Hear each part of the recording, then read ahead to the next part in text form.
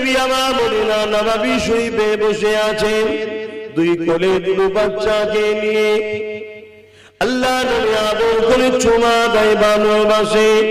হঠাৎ করে হযরত জিবরাইল সাল্লাম চলে আসলেন। আর এক রাতের মধ্যে আছে তিন বাচ্চাকে নিয়ে বসে আছেন।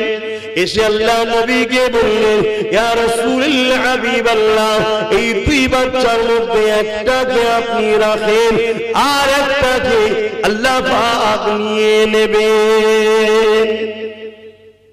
ভেবে দেখুন পরীক্ষাটা কেমন। দিন দুনিয়ার বাদশা দুটো বাচ্চাকে কোলে করে নিয়ে বসে আছে।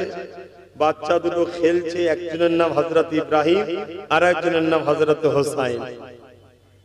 ছোট শিশু নানার কোলে আর আব্বার কোলে, একটা নিজের বাচ্চা আর একটা খাতুনে জান্নাতের বাচ্চা, আদর করছে। বাচ্চা দুটো খুশি করছে। হঠাৎ করে জিবরাইল সাল্লাম এসে বলছেন, হুজুর একটা আপনাকে নিতে হবে আর একটা আল্লাহ পাকের হুকুম নিয়ে যেতে হবে, কোনটা আপনি নেবেন? আল্লাহ পাক যাকে যত ভালোবাসে তাকে আল্লাহ পাক তত পরীক্ষা নাই। আল্লাহ নবী গলারা শোনার সাথে সাথে নবী পাক চোখ দিয়ে পানি জারি হয়ে যায়। দাড়ি মুবারক দিয়ে গড়িয়ে গড়িয়ে আল্লাহ নবী জুব্বা মুবারকে পানি পড়তে লেগেছে। নবী আমার কাঁদতে লেগেছে।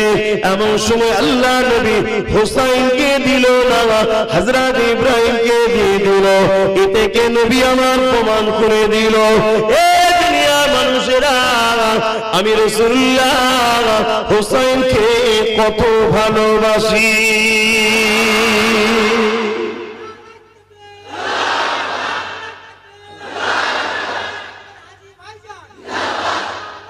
আল্লাহ।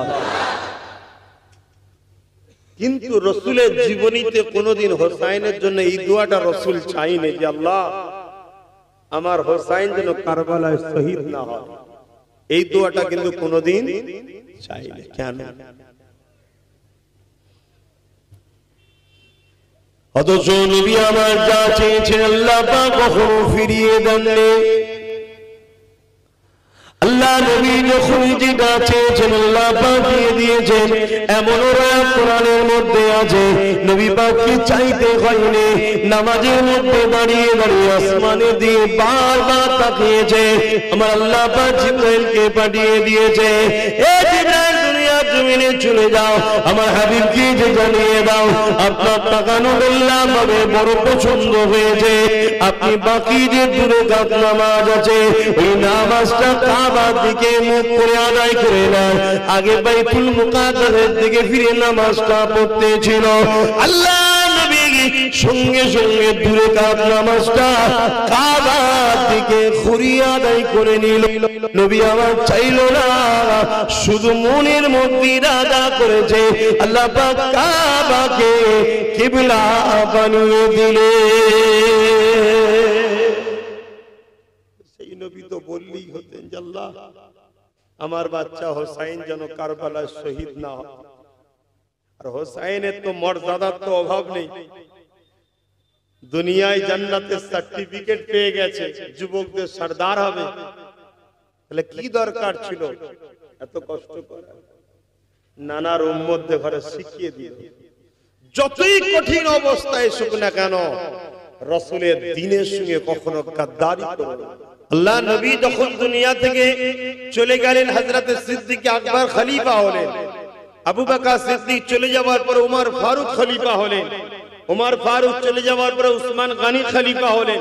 উসমান গনি চলে যাওয়ার পর হযরত মাওলা আলী খলিফা হলেন। হুজুর চলে যাওয়ার পরে দুটো দল তৈরি হয়ে গেল। একটা হযরতে মাবিয়া হুজুরকে চায়, হযরতে হাসান হুজুরকে চায়। হযরতে হাসান হুজুরও খলিফা ঘোষণা দিলেন, তাকে মাননেওয়ালারা, আর এক দল মাননেওয়ালারা হযরতে মাবিয়া হুজুরকে খলিফা ঘোষণা দিলেন। ওই সময় হযরতে হাসান হুজুর ভাবলেন যে একই নানার উম্মতের মধ্যে দুটো কখনো খলিফা হতে পারে না। এক নিয়ামের মধ্যে দুটো তরোয়াল যেমন রাখা সম্ভব নয়। তাই তিনি নিজে আগিয়ে হযরতে মাবিয়া হুজুরের কাছে গিয়ে আলোচনার পর নিজের খেলাফত থেকে ইস্তেফা দিলেন। হযরতে মুআবিয়া হুজুর আমিরুল মুমিনিন হয়ে গেলেন, বাদশা শাহিনশাহ খলিফা হয়ে গেলেন। 20 বছর রাজত্ব করেছিলেন।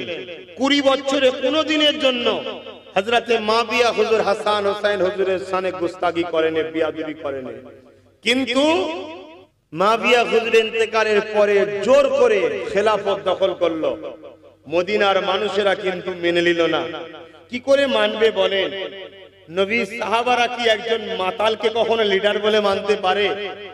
নবী সাহাবারা একজন দুর্নীতিবাজ লোককে কখনো লিডার বলে মানতে পারে?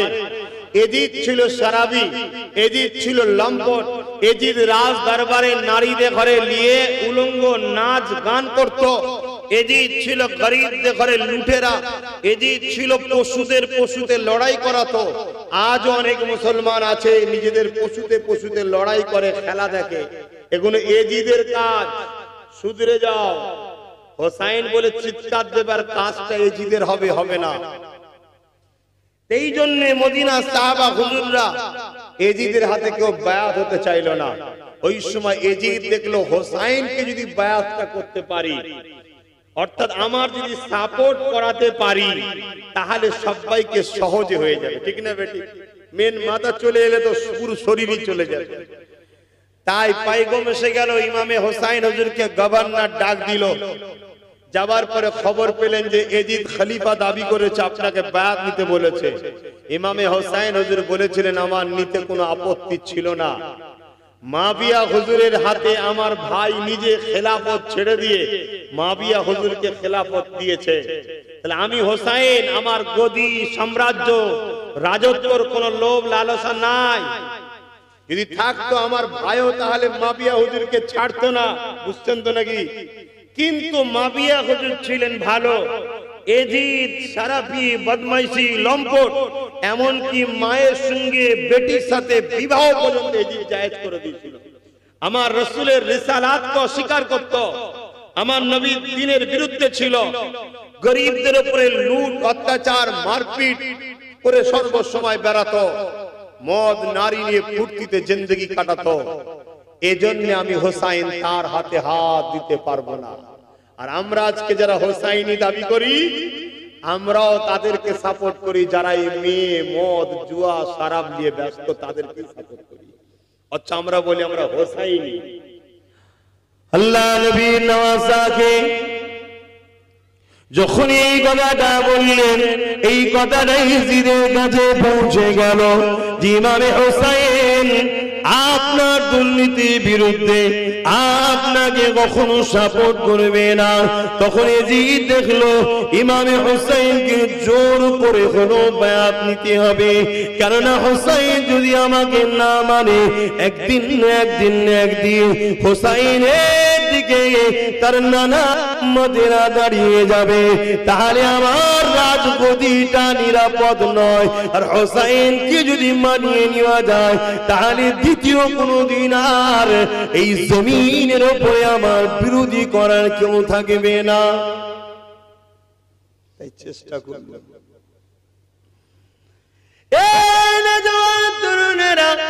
তাই তখনকার সময় মদিনা যিনি গভর্নর ছিল, বড় নরম দিলের মানুষ ছিল। এজিদের হুকুম শোনার পরও নবী বংশের সঙ্গে জোর করে না, কেননা বিয়াদবি করতে চায় না। আজও সমাজে অনেক লোক আছে হয়তো বিভিন্ন মানুষের সঙ্গে উঠা বসা করে, কিন্তু নবী বংশের সঙ্গে জোরটা দেখায় না। তাই এমন একটা লোককে এজিদ মদিনার গভর্নর করতে চাইল, যে নাকি বড় জালিম, অত্যাচারী, নিষ্ঠুর। নবী বংশের ছেলের উপরে জোর করে যেন ইমামে হোসাইনের কাছে এজিদের সাপোর্টটা করিয়ে নিতে পারে। এই যখন চেষ্টা হয়ে যায়, ইমামে হোসাইন বুঝতে পেরে গেছে যে মদিনার উপরে একটা বড় ঝড় আসতে লেগেছে। লড়াই হবে, ঝগড়া হবে, প্রতিরোধ হবে, খুন খারাপি হবে।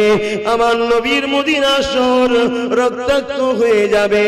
ইমামে হোসাইন এই জন্য মন স্থির করলো আমি মদিনা ছেড়ে দিয়ে মক্কা জমিনে চলে যাব, কেননা মক্কা জমিনে হারাম শরীফ থাকার জন্য, আল্লাহর ঘর থাকার জন্য মক্কাতে লড়াই করা হারাম, মক্কাতে জুদাই হওয়াটা হারাম, মক্কাতে ঝগড়া করাটা হারাম, মক্কাতে ফিতনা করাটা হারাম। এই জন্য ইমাম হুসাইন মক্কায় যাবার রওনা নিয়ত করলে নিজের আত্মীয় স্বজনদের সঙ্গে আলোচনা করে নিলে, কে আছো আমার সঙ্গে মক্কা জমিনে যেতে চাও তৈরি হয়ে যাও। এখানে একটা কথা তোমাদেরকে বলি শোনো, নানা দিনের জন্য আল্লাহকে খুশি করার জন্য হুসাইন মদিনা ছেড়ে দিয়ে মক্কায় চলে যাচ্ছে। আজ তোমরা হকের জন্য থাকার জন্য যদি 2-4 মাস নিজের ঘর ছেড়ে দিয়ে দূরে থাকতে হয়, এতে এত মন খারাপ কেন হয়? কি তোমাদের মন খারাপ হয় না? হ্যাঁ হয় অনেকে, যে বলে হুজুর আমার এই অবস্থা, কি হয়েছে রে বাবা? না আমি ঘর ছাড়া, ঘর ছাড়া মানে না আমাকে গ্রামে ঢুকতে দেয়নি, তুই অন্যায় করেছিস না, তাহলে অত মন খারাপ কেন? আমার দয়ার নবী নূর নবী, যাকে না হলে কায়নাত তৈরি করতো না, হকের জন্য তিনি পাহাড়ে গিয়ে গাছের পাতা ফল মূল খেয়ে জীবন ধারণ করেছে। জোরে বলুন সুবহানাল্লাহ। সেই নবীর একটা সুন্নাত তোমার জিন্দেগিতে আল্লাহ পালন করিয়ে লাই, তোমার মন খারাপ কেন? তোমাকে তো ওই কষ্ট তো করতে হয়নি যে পাহাড়ে গিয়ে গাছের পাতা ফল মূল খাওয়া।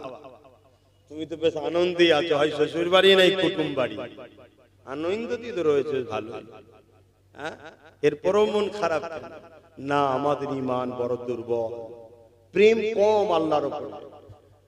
আমরা সংসার, নিজের শরীর, নিজেকে বড় ভালোবেসে ফেলেছি আল্লাহ থেকে, তাই আমাদের এত আফসোস হয়।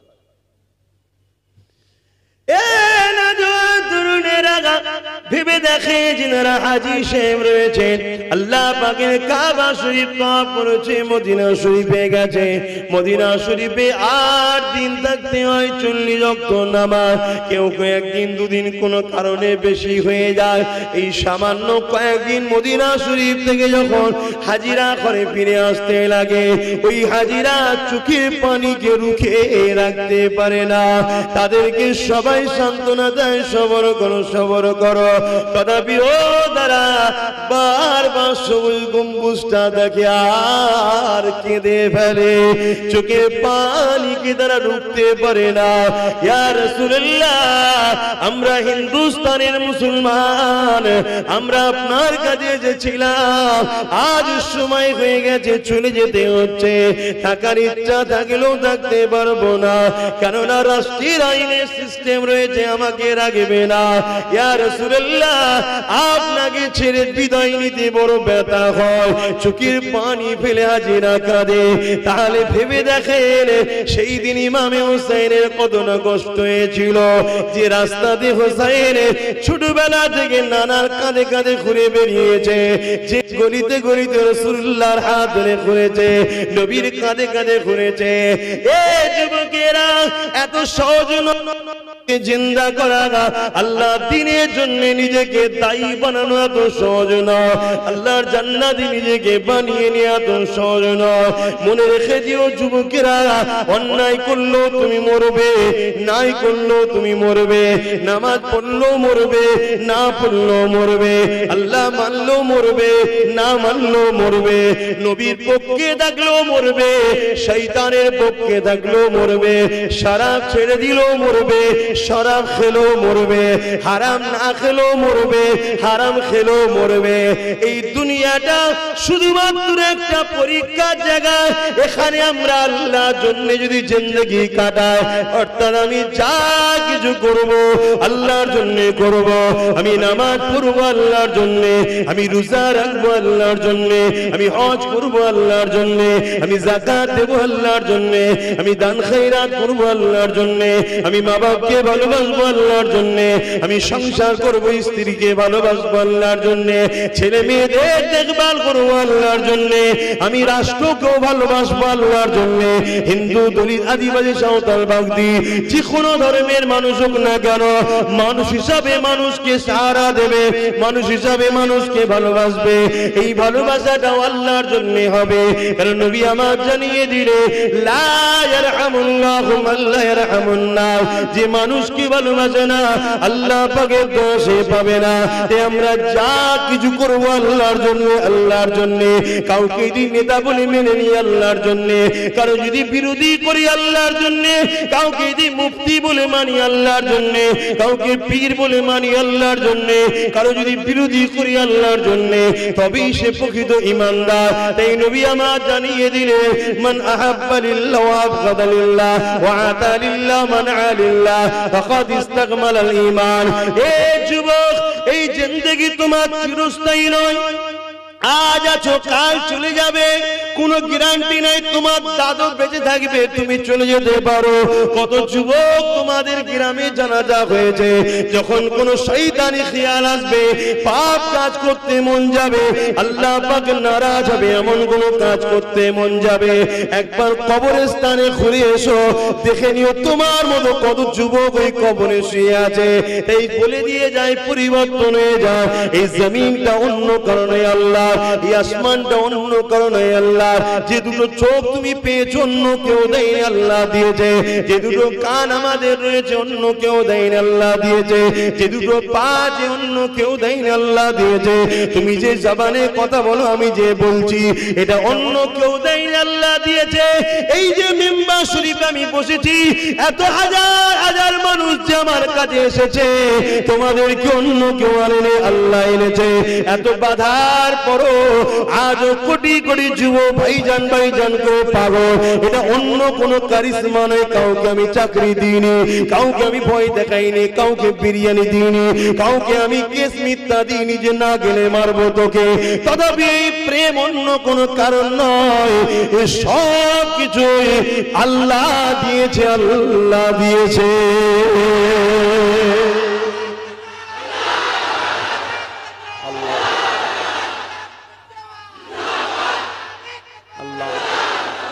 আমরা যা কিছু করব কার জন্য? জোরে বলো। হোসাইনের বিরুদ্ধে এজিদ এই জন্য লেগেছিল, হোসাইন আল্লাহর দিকে, এজিদ শয়তানের দিকে। আপনারা কোন দিকে থাকবেন? আল্লাহর দিকে না শয়তানের দিকে? কিন্তু মুখে তো বলি, থাকি তো কোন দিকে? তবে আলহামদুলিল্লাহ অনেক চেঞ্জ হচ্ছে। আলহামদুলিল্লাহ চেঞ্জ হচ্ছে না? হয়নি? অনেক চেঞ্জ হচ্ছে। অনেক যুবক ছেলে আল্লাহ করে নামাজের দিকে যাচ্ছে, রোজার দিকে যাচ্ছে, মোবাইলে গান বন্ধ করে দিয়ে জলসা শুনছে, গজল শুনছে। কি তারপরে জালিমদের পাশ থেকে বহু মানুষ সরে যাচ্ছে, ন্যায়ের দিকে, সত্যের দিকে যাচ্ছে না, যায় না, পরিবর্তন হচ্ছে। কিন্তু পরীক্ষা আল্লাহ লেবে না, লেবে না। তুমি বাজারে যখন যাও, একটা কলসি কিনবে মাটির, তুমি বাজিয়ে দেখো না, দেখো নি? কি গো, দেখো না, দেখনি? কেন দেখো না? ওটা আমার করবো তাই। ডুপ্লিকেট হলে লোবো না, অরিজিনাল হলে লোবো, তাই তো? তাহলে আল্লাহ তিনার করবে, যাতে ঘরে একটু বাজিয়ে দেখবে না।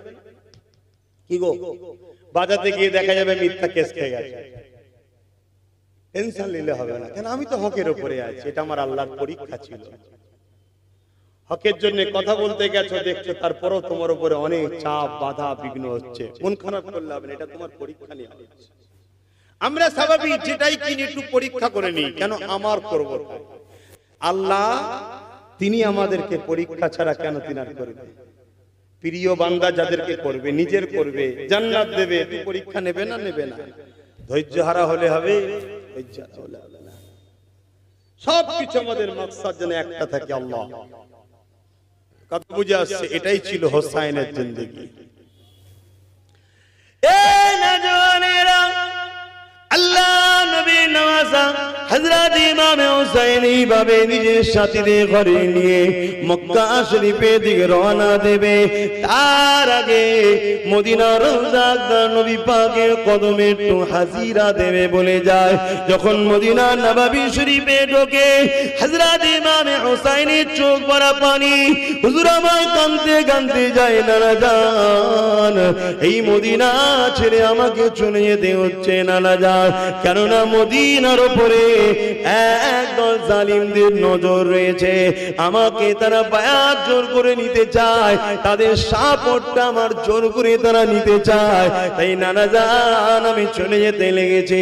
এই বিদায়টা নিবার জন্য যখন আগিয়ে যায়, কদম ফেলতে ফেলতে যাচ্ছে, চোখের পানি ফেলতে ফেলতে যাচ্ছে, হঠাৎ করে যখন নবী পাকের মেম্বার শরীফে সোজাসুজি যায়, হযরত ইমাম হুসাইন ওই মেম্বারের দিকে তাকিয়ে তাকিয়ে কাঁদে আর মনে করতে লাগে, আর এই মেম্বারে যখন আমার নানা জান খুতবা দিত আর আমরা দুই ভাই ছোট ছোট ছিলাম, যখন নববী শরীফে ঢুকতাম আল্লাহ নবী নিজে আগে গিয়ে দুই বাচ্চাকে তুলে নিয়ে নিজের পাশে বসিয়ে রাখতে।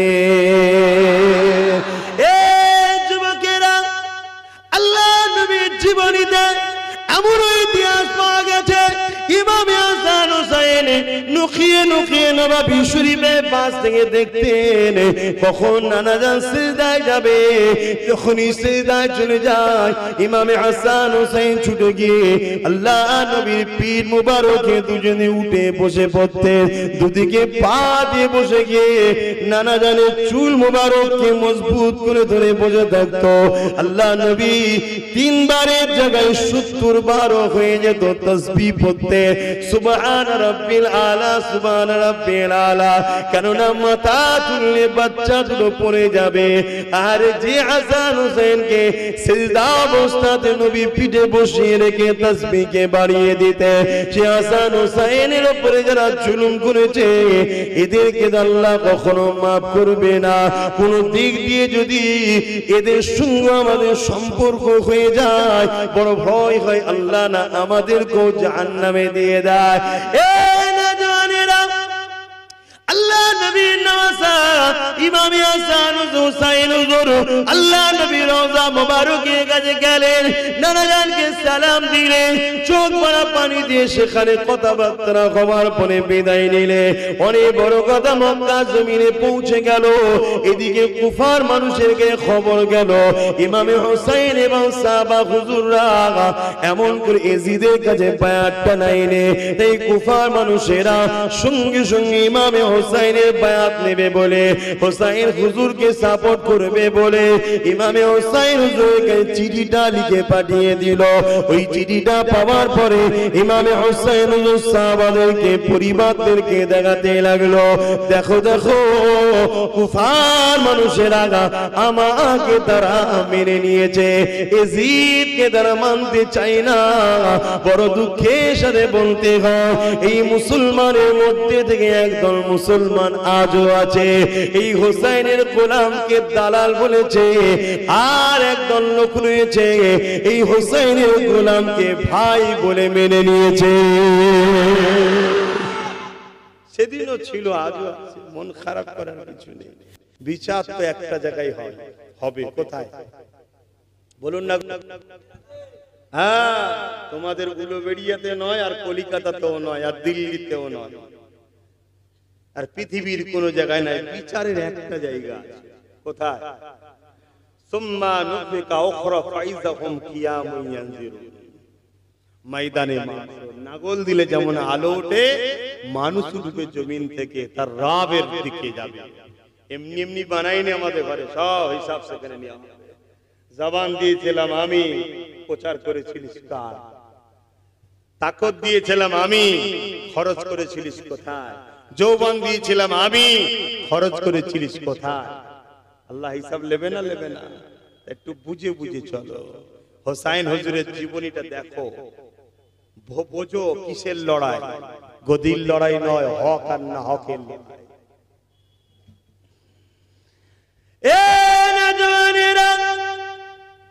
আল্লাহ নবীর নওয়াজা হযরত ইমাম হুসাইন হুজুর আমার এইভাবে যখন চিঠিটা পেল এলাকার মানুষ সবাই বলতে লাগলো হুজুর আপনি যাবেন না, কেননা কুফার মানুষেরা হযরত আলী হুজুরকেও ধোঁকা দিয়ে শহীদ করে দিয়েছে, অতএব আপনি যাবেন না। আবার একটা চিঠি এসে গেল, এইভাবে বারবার চিঠি আসতে লেগেছে, ইমামে হোসেন হুজুর যেতে লেগেছে, কিন্তু সবাই বারণ করে। ঠিক এমনই সময় একটা চিঠি এসেছে, যে চিঠিতে হাজার হাজার মানুষের সই রয়েছে এবং তাতে লেখা রয়েছে, ও হযরত ইমামে হোসেন, আমরা জালিমকে সাপোর্ট করতে চাই না, আপনাকে সাপোর্ট করতে চাই। যদি আপনি না আসেন, কিয়ামতের দিনে আপনার নানা জানকে আমরা জানাবো যে হোসেন এলো না বলে এই নাচারে আমরা জালিমকে মানতে বাধ্য হয়েছিলাম। এই জায়গায় আপনি সেদিন জবাবটা দেবেন। এই চিঠিটা দেখার পরে ইমামে হোসেন সাথী সঙ্গীদেরকে বলতে লাগলো, এবারে আমার জন্য আর থাকা যাবে না, যাওয়াটা বড় জরুরি হয়ে গেছে। এই কথাটা যখন শুনলো সাহাবা হুজুররা পরামর্শ দিলে, আপনি নয় দুদিন পরে যাবেন, আপনার একজন কাউকে প্রতিনিধি করে প্রথমে পাঠান। এই ইমামে হোসেন হুজুর তিনার ভাইকে পাঠালেন, হযরতে মুসলিম হুজুরকে পাঠিয়ে দিলে। হুজুরের সঙ্গে দুটো ছোট বাচ্চা চলে গেল, কুফার জমিনে পৌঁছে গেল। কুফার জমিনে যাবার পরে জামে মসজিদে নামাজ পড়ে নিয়ে হযরতে মুসলিম হুজুর খুতবা দিতে লাগলে, ওয়াজ করতে লাগলে, বাবার ইমামে হোসেনের পক্ষে থেকে আমি এসেছি, যারা হোসেনের বায়াত নিতে চাও তারা আমার হাতে বায়াত নিয়ে নাও। একটা দুটো নয়, 12,000 মানুষ বায়াত নিয়ে নিল। এইভাবে হুজুর আমার দেখলেন পরিস্থিতিটা বড় ভালো, তাই চিঠি লিখে দিলেন, ও হযরত ইমামে হোসেন, হুজুর পরিস্থিতি বড় ভালো, আপনি চলে আসে। চিঠি বহন করে রওনা হয়ে গেল, কিন্তু এই খবরটা ওদিকে আবার এজিদের গায়ে চলে গেল। এজিদ দেখলো কুফার যে গভর্নর রয়েছে সে বড় নরম দিলের মানুষ, নবী বংশে সে বিয়াদবি করবে না। আজও আমাদের এলাকায় হয়, কোন জায়গার মুসলমানকে দেখা যাচ্ছে কোন একজন অফিসার আছে, হয়তো নিরপেক্ষর সাথে ভালোবেসে চলছে, অমনি দেখা যায় কিছু কিছু জালিম আছে, তখন এই পুলিশ অফিসারটাকে চেঞ্জ করতে, একটা বদমাইশকে বদমাইশ বলতে যাতে ওনাদের কথা মতো চলে। এ আজও করে, কথা বুঝছেন না? কাউকে টাইট দিবার জন্য এগুলো করে, এখনো চলছে। তো সেদিনও ইমামে হোসেন হুজুর দেখলেন যে আজকে পরিস্থিতিটা, কুফার যে গভর্নর সে বড় নরম দিলে, তাই তাকে সরিয়ে দিয়ে একজন কট্টর জালিমকে বসালো। অসুবিধা হচ্ছে নাকি তোমাদের? সে জালিম এসেই যেদিক দিয়ে ইমামে হোসেন হুজুর ঢুকবে সেই দিক দিয়ে মুখ টুক ঢেকে ঢুকছে। কেন এত হুজুরের ফ্যান ফলোয়ার্স হয়ে গেছে, ভালোবাসার মানুষ, চাহানেওয়ালা মুরিদ। ও জানছে আমি যদি না ভেজ ধরে ঢুকতে পারবো না, ও পর্যন্ত বিপদ ঘটতে পারে। তাই ভেজ থেকে যখন ঢুকছে ঘোড়ার পিঠে, সবাই মনে করে হয়তো ইমাম হোসেন হুজুরের কাফেলা আসছে, ইস্তেকবাল দিয়ে লিয়াচ্ছে, আর বদমাইশ চুপ করে আছে। যখন গভর্নর অফিসে ঢুকে গেল, ছাদে গিয়ে বলছে আমি হোসেন নয়, আমি এজিদের পক্ষ থেকে এসেছি, তোমাদের সময় আছে এখনো, এজিদকে মেনে নাও, না হয় তোমাদের বিরুদ্ধে কড়া ব্যবস্থা প্রশাসনিক ভাবে নেওয়া হবে। তখনই একটা বিশাল বিশৃঙ্খলা তৈরি হলো। ও বদমাইশ দেখলো এই বিশৃঙ্খলাতে আমার গভর্নর হাউসটা পর্যন্ত ভেঙে যাবে, এমন একটা অবস্থা, মানুষ খেপে গেছে। তখনও বললো ঠিক আছে, এক কাজ করো, প্রত্যেকটা গোত্র বা দলের 2-3 করে প্রতিনিধি আমার কাছে আসে, আলোচনা হবে।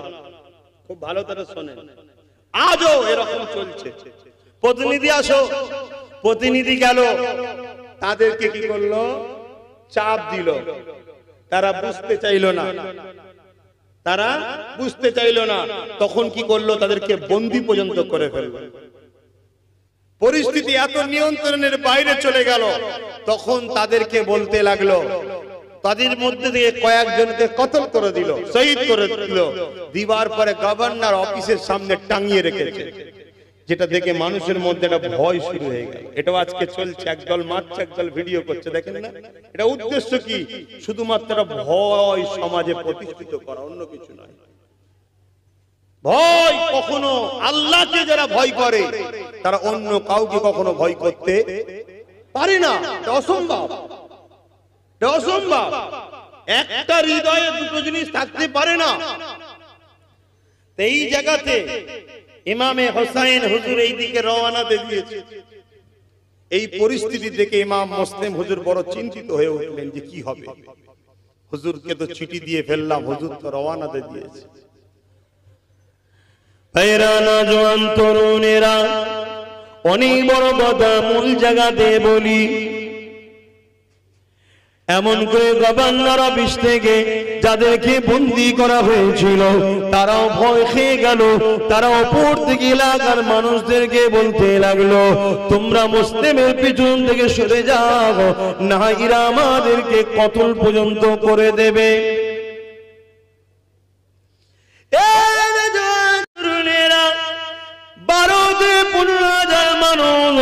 এমনকি একটা সময় 30,000 মতো লোক ইমাম মুসলিম হুজুর হাতে বায়াত নিয়েছিলেন।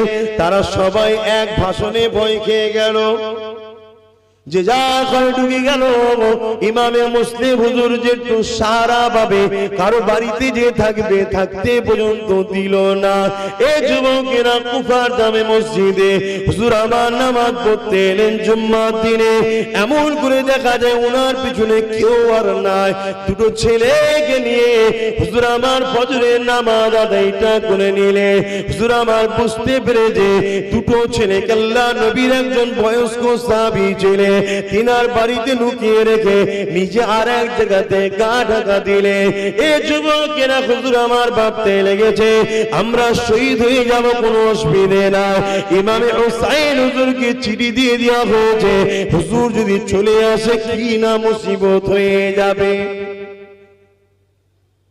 সেই দিনও মুনাফিকি করেছে কিন্তু মুসলমানরা।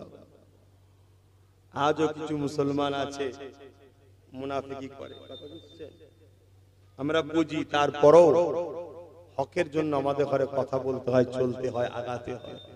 আমরা আল্লাহর উপরে ভরসা করে চলি। হযরত ইমামে মুসলিম হুজুরকে এইভাবে এমন করে রাজদরবারে ঘোষণা হয়ে গেল, হুজুরকে পর্যন্ত শহীদ করে দেওয়া হলো। এবারে এমন করে হুজুরের বাচ্চা দুটোকে শহীদ করার জন্য তালাশ করা হলো। কতটা নিষ্ঠুর তারা ছিল দেখেন। নবী বংশের সন্তান কোনকে তারা ছাড়েনি, অথচ তাদেরও জবানে লা ইলাহা ইল্লাল্লাহ মুহাম্মাদুর রাসূলুল্লাহ কালেমা ছিল। যে নবীর কালেমা বলেছে ওই নবী বংশের ছেলেদেরকে তারা ছাড়েনি। ইমামে হোসাইন হুজুরের দিকে রওনা দিয়ে দিয়েছে। ইমামে মুসলিম হুজুরকে শহীদ পর্যন্ত করে দেওয়া হয়েছে। এবারে মুহাম্মদ আর ইব্রাহিম দুটো ছোট্ট ছোট্ট বাচ্চাকে খোঁজা হতে লেগেছে। এই দুটো ছোট্ট বাচ্চা যে সাহাবী হুজুরের বাড়িতে ছিল, ওই সাহাবী হুজুর পরিস্থিতি খারাপ দেখে এই দুটো ছোট্ট বাচ্চাকে ফজরের সময় সকাল হব হালকা অন্ধকার রয়েছে, একজনের হাতে দায়িত্ব দিয়ে বলল মদিনা জমিনে যে কাফেলা গুলো যায় ব্যবসার জন্য ওই কাফেলাকে ধরিয়ে দেবে। বাচ্চাগুলো হাঁটতে হাঁটতে কমসে কম মায়ের গায়ে যেন পৌঁছে যায়। আহারে নবী বংশের বাচ্চার হিফাজত আমরা করতে পারছি না, বড় আফসোসের বিষয় এটা।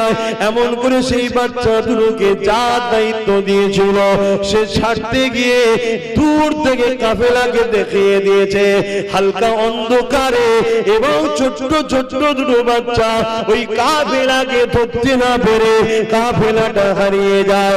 আবার ঘুরতে ঘুরতে ঘুরতে কুফার জমিনে প্রবেশ হয়ে যায়। মনে রাখবেন, যার যেখানে মৃত্যু আছে পৃথিবীর কোন শক্তি সেখান থেকে সরাতে পারবে না। তকদিরের ব্যাপার আল্লাহ ছাড়া কে বোঝে? দুই বাচ্চার কপালে লেখা আছে কুফার জমিনে আল্লাহর দ্বীনের জন্য ইমামে হোসেনের পক্ষে দাঁড়িয়ে ওই বাচ্চাগুলো জামে শাহাদাত পান করবে। আল্লাহ লিখে রেখেছে, কে চেঞ্জ করবে?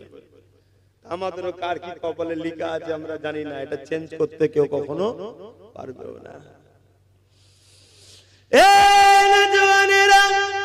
হযরত মুহাম্মদ আর ইব্রাহিম ছোট ছোট দুই ভাই এমন করে গলা জড়াজড়ি করে একটা খেজুর গাছের গোড়ায় লুকিয়ে রয়েছে।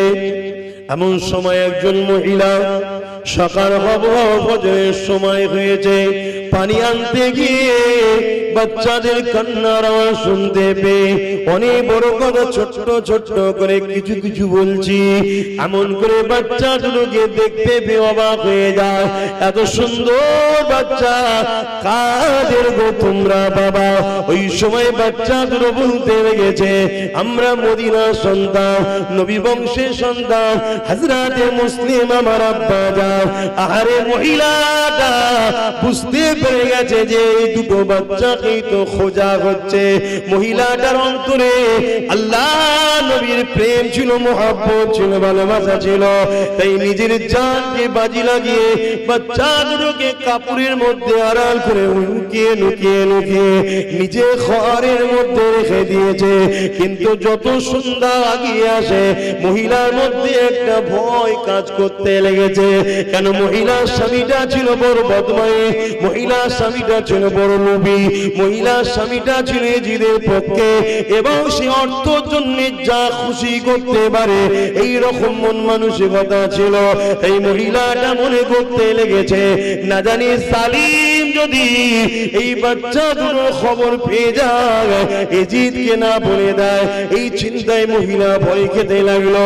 এই মহিলা তাড়াতাড়ি নিজের একটা সন্তান ছিল, ওই সন্তানকে নিয়ে রাতের খানাটা খেয়ে আলোগুলোকে বন্ধ করে দিয়ে তাড়াতাড়ি ঘুমিয়ে পড়েছে, যাতে স্বামী অন্ধকারে বুঝতে তেমন কিছু না পারে।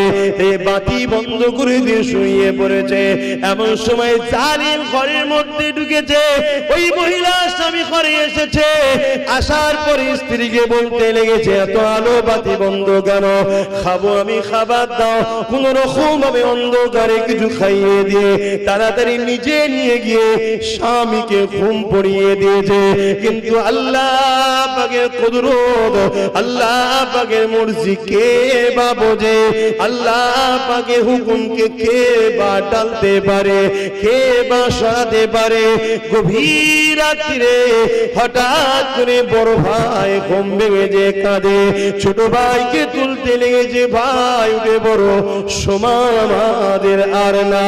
কেননা আমি খবরে দেখছিলাম নানা জান দাঁড়িয়ে আছে, আমার আব্বা জান হযরতে মুসলিম নানা জানকে সালাম দিল। সালাম দিবার পরে দোনো জানের সুলতান জিজ্ঞাসা করলো, এ বাবা মুসলিম, তুমি একা চলে এলে, বাচ্চা দুটোকে কেন নিয়ে আসলে না? আমার আব্বা জান বলেছেন, ইয়া রাসূলুল্লাহ, হাবিবাল্লাহ, খুব তাড়াতাড়ি চলে আসবে, এর মানে আমাদের শহীদের সময় হয়ে গেছে।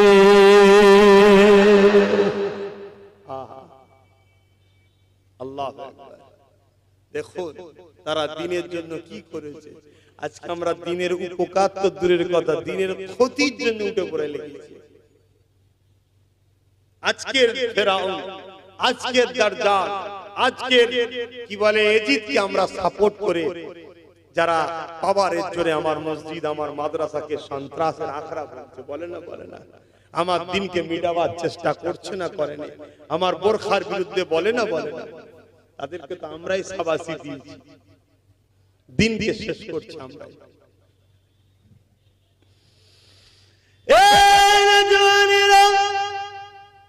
এই কান্নার আওয়াজে স্বামীর ঘুমটা ভেঙে যায়।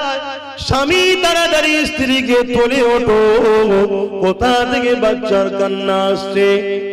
স্ত্রী বলছে আরে কার বাচ্চা কোথায় কাঁদছে কে জানে, এই রাত্রে বাচ্চা কাঁদছে তো তোমার এত সমস্যা কিসে?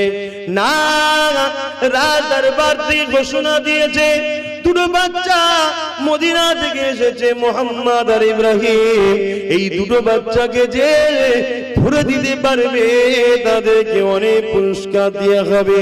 চলো চলো দেখি হতে পারে এই দুটো বাচ্চা, তাহলে তাকে ধরে দিতে পারলে অনেক পুরস্কার পাবো।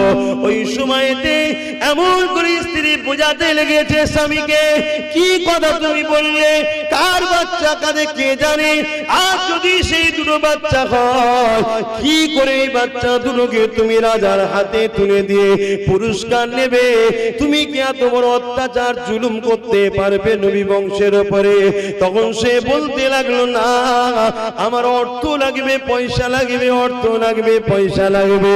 বড় দুঃখের বিষয়, আজও কিছু মুসলমান আছে অর্থের জন্য, পদের জন্য, পয়সার জন্য সেই নবী বংশের বাচ্চা আমাকেও গাল দিতে পিছপা হয়নি, ঠিক না বেটি? এটা দুঃখ করার কিছু নেই, হবে সেদিন ছিল আজ থাকবে না।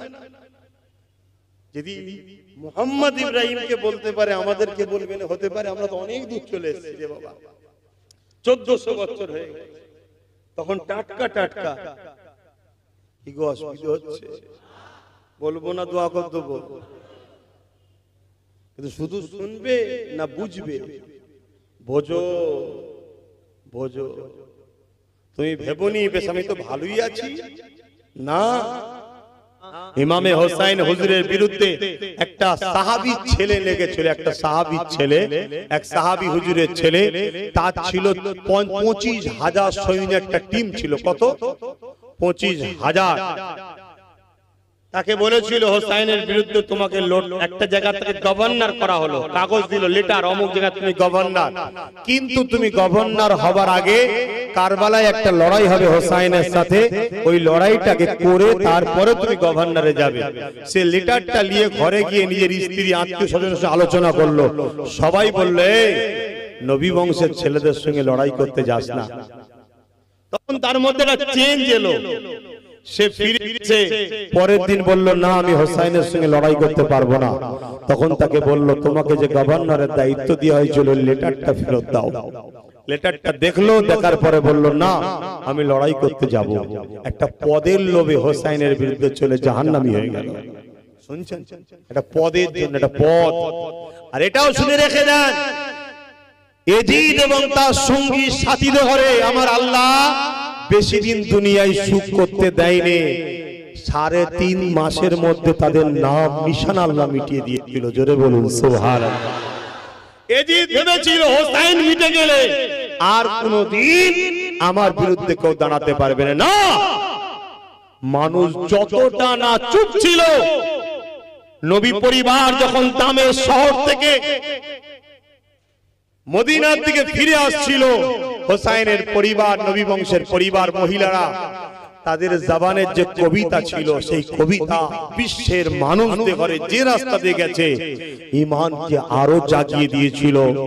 এই জাগানোতে মানুষ এমন একটা অগ্নিও গিরিন্নয় হয়ে গেল, ওই আগুনে বেশি দিন সময় লাগলো না, 3.5 মাসের মধ্যেই এজিদ ও তার সাম্রাজ্য পুরো নেস্তে নাবুদ আল্লাহ করে দিয়েছিলেন। জোরে বলুন সুবহানাল্লাহ। শুনছেন তো? এজিদের কিভাবে মরণ হয়েছিল জানেন? কাবা শরীফেও পর্যন্ত এজিদ আগুন ধরিয়ে দিয়েছিল, জানেন এসব ইতিহাস? এত বড় শয়তান, কাবা শরীফের মধ্যে আগুন ধরিয়ে দিয়েছিল। এজিদের মধ্যে একটা ভেতর থেকে জ্বলন রোগ ধরেছিল, পানির পিপাসা লাগছে, কিন্তু পানি খেলেই প্রত্যেকটা কাতরা ভেতরে গেলেই হু করে জ্বলন বাড়ে, আর পানি ছাড়া থাকতেও পারছে না, এত পিপাসা লাগছে। কেন? নবী পরিবারকে পানি দেয়নি। শুনছেন তো? তুমি কি ভাবছো তোমাদের এলাকায় ঘটছে কি জানি না, আমি অহরহ দেখছি, আল্লাহ শুকর করে বলছি, প্রচুর মানুষ খাতরাই পড়ছে, গজবে পড়ে যাচ্ছে প্রচুর মানুষ। কথা বুঝতে পারছেন না পারেন না? হ্যাঁ, কেন মনে রাখবেন লড়াইটা দুটো দল আছে, একটা শয়তানের, একটা আল্লাহ। আল্লাহর দিকে আমরা লড়ছি, আল্লাহ ছেড়ে দেবেন। তো এই সময়েতে এজিদ এই পিপাসা লাগে, অথচ পানি খায় আর জ্বলন আরো বাড়ে। এইভাবে তার রাজত্বে যত হাকিম, ডাক্তার, বৌদ্ধ যা ছিল সবাই চেষ্টা করেছে, কিছুতে পারছে না। এজন্য তারা সবাই এজিদকে সবসময় মদ, নারী, বিভিন্ন কিছু দিয়ে ভুলিয়ে রাখতে চাইছে, যাতে করে এই কষ্টটা এজিদ ভুলে থাকে, কিন্তু তাও ভুলতে পারছে না। লাস্টে একদিন এজিদ তার ছেলেকে ডেকে বলছে, শোনো, আমি চলে যাবার পরে এই সিংহাসনের হকদার তুমি। আল্লাহ কি না পারে, কার ঘরে কেমন ছেলে। বাপ দেখেন কত ভালো ছিল, হযরতে মাবিয়া হুজুর, তার ঘরে এক শয়তান জন্ম হলো। আবার ওই শয়তানের ছেলে এজিদ তার ছেলেকে বলছে তুমি হকদার।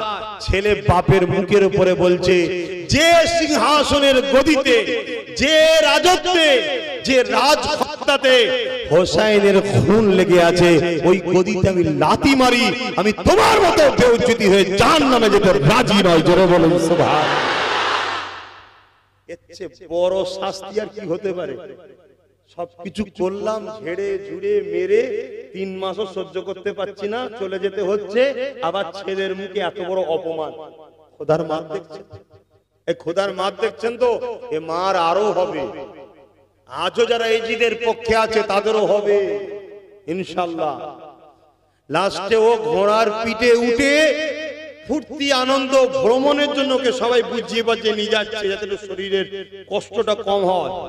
ঘোড়া, এজিদের পুষা ঘোড়া, তাকে সামনের পা তুলে দিয়ে জমিনে ফেলে দিয়েছে, আর কোন একটা কারণ ভাবে পাটা ওই যার উপর রাখে, দেখেন না কি বলে ওটাকে, ওতে পাটা বেঁধে গেছে।